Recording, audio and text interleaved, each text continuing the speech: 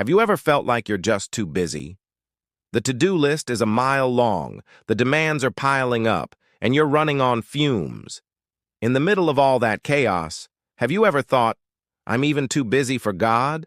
If so, you're not alone.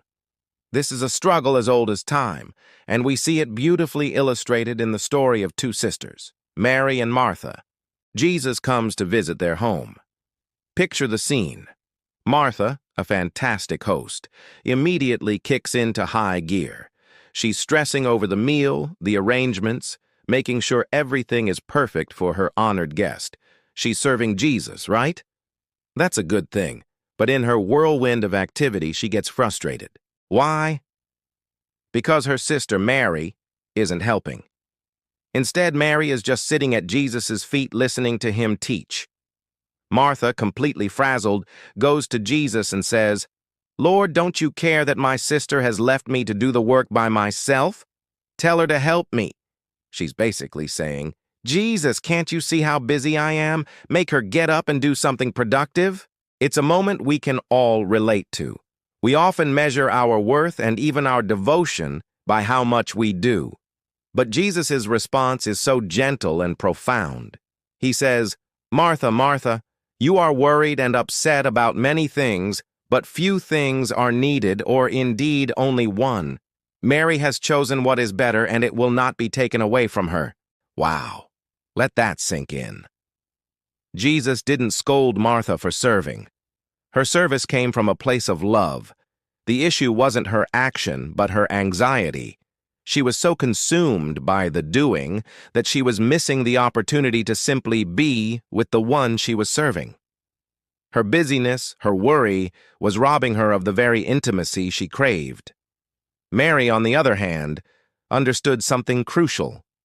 She recognized that the greatest gift wasn't a perfectly cooked meal, but the presence of Jesus himself. In that moment, the most powerful, most important act of worship wasn't bustling around in the kitchen. It was being still. It was listening. It was receiving. How often are we like Martha? We fill our lives with church activities, volunteer work, and endless religious tasks, believing that our busyness is a sign of our faithfulness. We think, look at all I'm doing for God. But in the process, we can neglect the simple, beautiful act of just being with God. We miss the stillness where we can truly hear his voice, feel his peace, and rest in his presence. The one thing Jesus talks about is that intimate connection with him. It's the foundation for everything else. Our service, our work, our daily tasks should flow from that place of connection, not become a substitute for it. When we prioritize sitting at his feet first, our service is no longer driven by stress and anxiety, but by a heart overflowing with love and peace. So, let me ask you again. Are you too busy for God?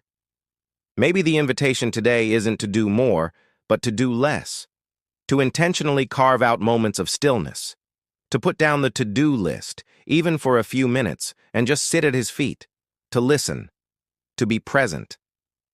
Like Mary, choose the one thing that is better, the one thing that can never be taken away from you, a deep, personal relationship with Jesus. It's in that quiet space that we find the strength, joy, and purpose for all the busy moments that follow.